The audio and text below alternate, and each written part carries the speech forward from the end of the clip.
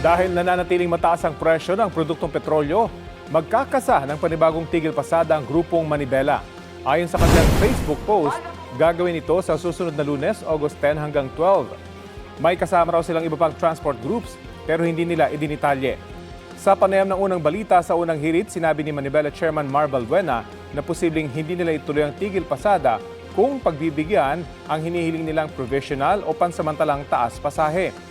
Sabi ni Balbuena, kailangan na ng mas permanenteng solusyon dahil matagal nang nahihirapan ang mga tsuper. Kaya bukod sa provisional fare hike at pagpapababa sa presyo ng produktong petrolyo, nananawagan din sila sa LTFRB na bigyang konsiderasyon ang naunin nilang petisyon na 2 pisong taas pasahe. Hindi po natin sinasabing sapat na ito pero kahit papaano po ay makakatawid.